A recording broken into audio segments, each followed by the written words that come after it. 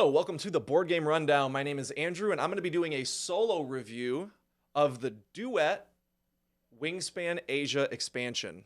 Now, notice how I said Duet. I'm only going to be reviewing how to play the Duet version. I'm also going to be giving you a top 5 favorite cards at the end of this review. This is going to be following the simple pattern that Board Game Rundown typically does with their videos. So let's get right into it. To start, this is an expansion for the base game of Wingspan. You do not need any of the other expansions to play Asia. And it comes with a lot of really cool stuff. Some things that I actually would argue make the Wingspan experience even better. To start, they give you 2 new boards.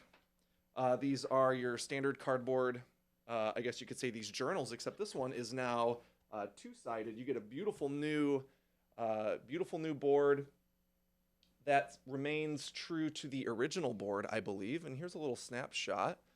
As you can see here, this does not include any of the nectar from the previous expansion, but to accommodate for a 6 and 7 player game, they do allow you, or they do give you another nectar side board. So they give you 2 of those, but we are going to be reviewing the non-nectar side today.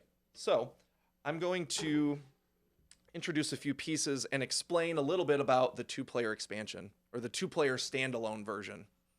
So on the 2-player version of the game, you are given this board here.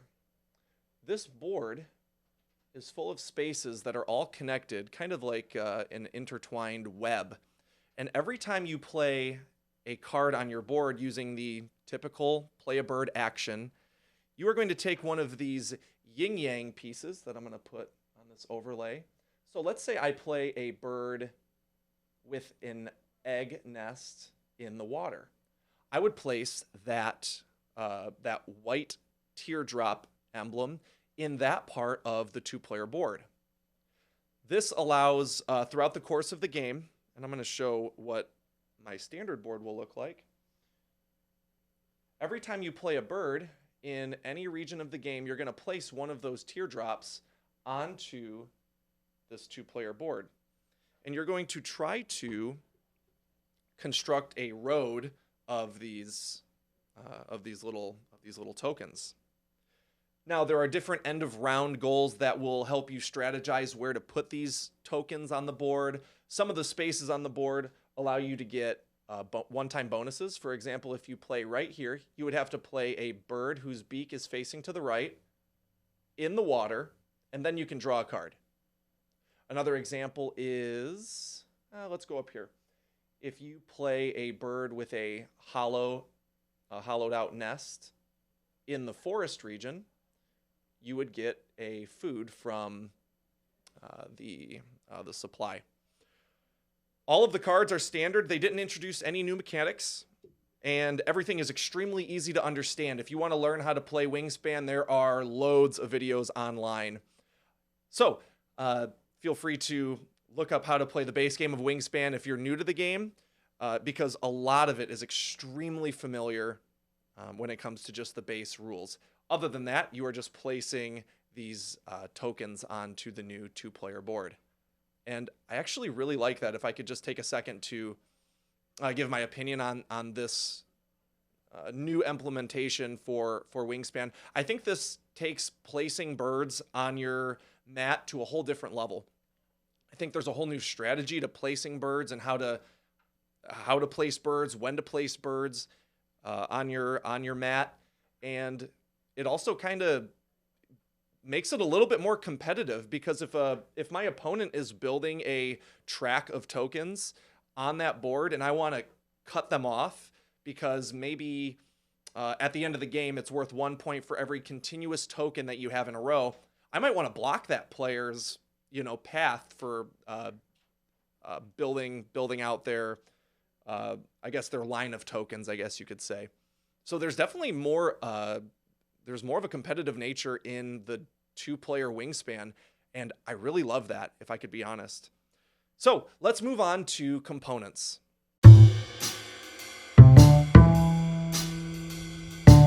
Okay, components. It's a Wingspan game, so you know it's made by Stonemaier Games, and it is extremely high quality.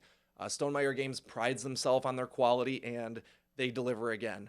Let's start with the cards. The cards are linen finish, extremely high quality.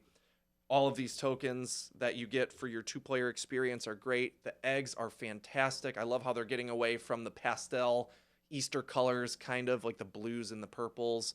This is a deep, dark, almost like a blood red. I love it.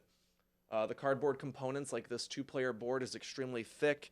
The print is fantastic. What else? These boards, same exact as before. High-quality cardboard. What can I say? They use this kind of rubbery bag. I know Stonemaier Games is going a little bit more recyclable and renewable, and whatever bag they're using, I actually really like it. It's kind of like a rubbery feeling to it. So that's for your storage. The box is fantastic. The color palette is amazing. Stonemaier Games and whoever they hire as their illustrators do a fantastic job in terms of quality. So keep it up. Keep it up, guys. 10 out of 10 there. So let's get to final thoughts. Okay, final thoughts. The two-player version of this game is amazing. I would say this is the best iteration of a Wingspan expansion so far. The competitive nature of this two-player board gives me a purpose and a reason and a strategy to play cards in specific areas. And that was my biggest complaint about Wingspan. After you played enough, you almost feel like you're just forced to play cards in almost a predictable order. With the two-player standalone version, it adds a strategy that I thought was not going to be found in a Wingspan game. So, I think it's almost like it's not a worker placement, but the placement of these teardrops onto the board is a fantastic implementation. It was a great idea. All of the cards that are in the game can be added to a normal game of Wingspan, and I love the cards. I love them so much, I wanted to give you a little top 5 at the end of this video after I give you my score. So my final thoughts on this game is I am extremely impressed. It is a $40 expansion, I believe, and for the amount of stuff you're getting, it is worth every dollar. If I had to recommend any expansion, if you have just the base Wingspan game, I'm going to have to go with this one. They've included every single card type. So I'm holding up the yellow game end mechanic on a bird card. They've included those. They've included round end. They've included, obviously, when activated cards. They've included the pink cards, which are in between rounds. They've included every single card type from every expansion into Asia. So if you're trying to decide which expansion to buy, this one is totally it. And you have the two-player board that just really makes Wingspan refreshing. Refreshing again. I've played Wingspan more than I've played any other game. And it makes it, like I said, very refreshing. No bird feeder, which is a bummer, but that's okay. So let's get to my final score.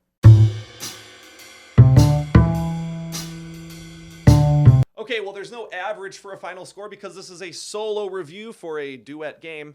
So I'm going to give this, my Wingspan Asia review, an 8. This is a solid game. It's not creating anything too extraordinarily new, but Wingspan, Stonemaier Games delivers again.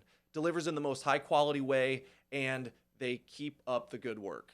So I give this an 8. And I highly recommend this to any Wingspan fan. And like I said, if you're looking for an expansion to buy, Wingspan Asia is that expansion.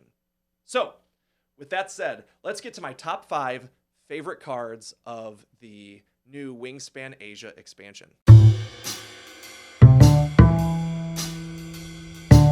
Okay, here are my top 5 cards from the Wingspan Asia expansion. The first two have a similar mechanic, and they are the Indian Vulture and the Greater Adjutant. And I will show you one card, and I will read the card text to you.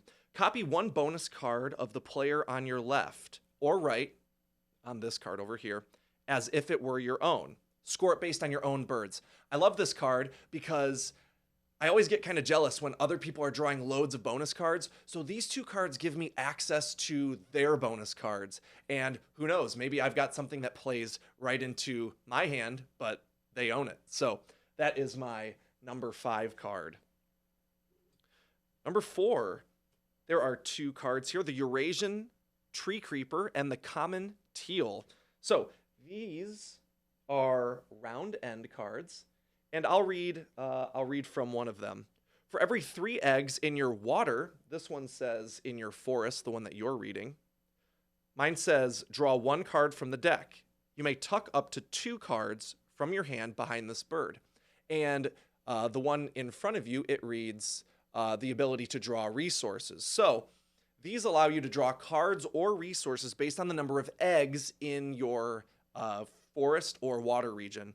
I love this because it encourages you to lay eggs, and sometimes when you lay eggs, you don't really get a lot of resources, so this allows you to use the lay eggs action, but then at the end of every round, you do get rewarded with other resources in the game. Fantastic idea. Great job, Stonemaier Games. That is my number 4 card type.